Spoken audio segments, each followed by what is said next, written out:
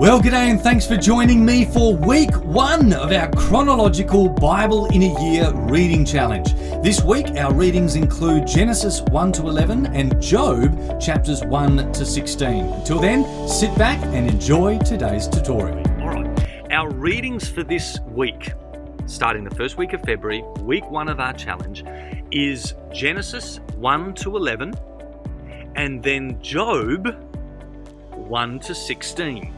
All right, so right there, we can see that we're not reading the Bible as it has been laid out for us, because the book of Job is found right in the middle. Oh, there you go, I just opened to it there. The book of Job is found almost in the middle of your Bible, just before the book of Psalms.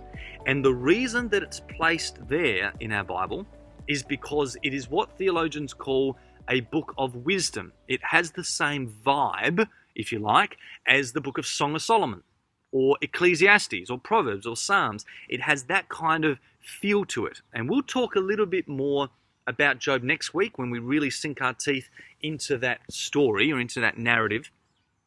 But the reason we're reading the book of Job now in the first week is because even though it was written, highly likely, hundreds of years after Moses, in the years past Solomon, most likely, or at least, very least, the era of Solomon, King Solomon, even though it was written in that time of history, the story of Job is set in the historical context before Abraham. It is set in that period of time. So that's why we're reading Job in the same period of time that we're reading Genesis chapter 1 to 11. All right, so we'll talk more about Job next week. The book of Genesis and these first 11 chapters is what many theologians refer to as primeval history. It's the era of time, as we work through the Bible, that I prefer to refer to as the age of the ancients. All right, Genesis 1 to 11, the age of the ancients, and then Genesis 12 onwards until until we get to Moses, is what I call the age of the patriarchs, age of the ancients, and the age of the patriarchs. So this week, Genesis 1 to 11, we're reading about the age of the ancients, this primeval history before the days of Abraham. Genesis is the first book of the Bible, and it's part of the first 5 books, that the Hebrews call the books of Moses, or the books of the law, or in Hebrew, it's the word the Torah. In fact, if you speak to a Hebrew person, a Jewish person, they actually don't see these 5 books as 5 books. It really, to them, is one book. It is the book of the law. Genesis, okay? What's next? Exodus, Leviticus, Numbers, and Deuteronomy is actually one book. The Torah, the book of the law. But we've got it as 5 separate books, starting with the book of Genesis. By the time the Greek language came onto the scene, and the Hebrew Bible was translated into Greek, they called those first 5 books the Pentateuch. Okay, Pent is the Greek word for 5. Okay, so think pentathlon, at the Olympics or whatever. Okay, so they called it the Pentateuch. So every now and again you might come across those words: Torah, Pentateuch, books of the law, the first 5 books of the Bible. Genesis is the first one, and that makes sense, of course, because the word Genesis means origins, or the word Genesis means beginnings. It is a book of beginnings. It is a book of origins. And so, of course, it makes sense that that's where we're going to be starting our readings this week. Now, what should we have in our head as we approach the book of Genesis? Well, first of all, let me say this. In your heart, be open to God to speak to you. Remember I said last week, read, reflect, and respond. Be open to Holy Spirit as you read this book, and He can tell you basically anything He likes. However, in your head, what is the mindset? Because we're reading a book not only of mystery, we're reading a book of history. What is our grid? What should our grid be as we are reading these first 11 chapters of Genesis? Because the fact of the matter is, of all the books of the Bible and all the sections of our Bible, with possibly the only exception being Revelation, these opening chapters of Genesis are perhaps the most debated, the most disagreed. It attracts the most conflict and discussion. And there have been people that have devoted their entire professional academic life to trying to get a to have an understanding of to how we are supposed to correctly understand these first 11 chapters of Genesis. And so if you do some research as to, the people's different views on the days of creation, all right, or the creation stories, are there actually two separate creation stories, or is it one? The story of Noah, it comes along after that. Is the story of Noah referring to a global flood that literally flooded the whole of planet Earth? Or is it actually referring to a local flood? After all, the people of that era had no grid for the planet Earth being a globe. Their patch of land where they lived, that was their world. And so for them, if their world flooded, the world flooded. So was Noah's a flood? Is it a global thing, or was it meant to be understood as only a local thing? The ages of the people who lived, what we're going to read in these opening chapters are a lot of genealogies. And on one particular line of genealogy, a lot of these men have lived extraordinary lengths of time. Now, are they supposed to be taken as literal? Did that man literally live 500 years?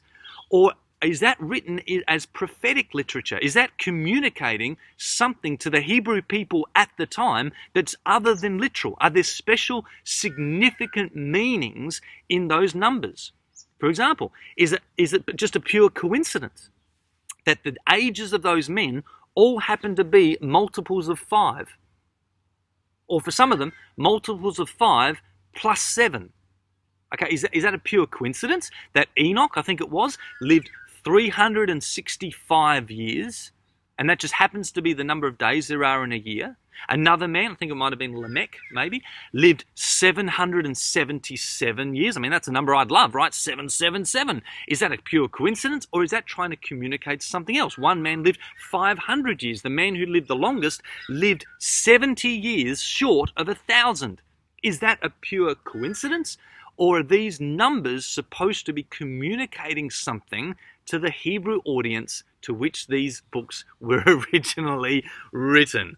Whoa, right there. I mean, even just throwing out those ideas, it presents to you this idea that these books, okay, these opening chapters of Genesis can be understood in many different ways. The days of creation, all right? Some of you already know that many people understand, all right, well, if this is talking about the creation of planet Earth and the solar system, did that happen? Are they really 24-hour days? And how can you have a 24-hour day if the sun doesn't even exist yet? All right, how can that be a day? And then, of course, God said to Adam, the day you eat of the fruit, you will die. Well, he didn't die that day. That 24-hour day, he died hundreds of years later. Well, maybe that's, of course, not physical death. Maybe that's relational death. He died that day. Okay, well, that opens us up to a whole nother discussion, because if that death was not physical, but it was relational, then maybe the whole story of Genesis isn't a physical creation. Maybe it's talking about a relational creation.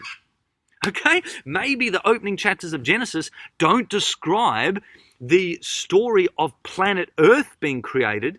Maybe the opening chapters of Genesis describe the story of God's people being created. Oh my goodness. These are completely different views as to how we are supposed to understand Genesis. And listen, these views have been around for centuries, okay? There's a guy called Augustine. He lived in about 300, 400 years AD, so pretty close to the age of Jesus, okay? Well before Darwin's theory of evolution came along, right?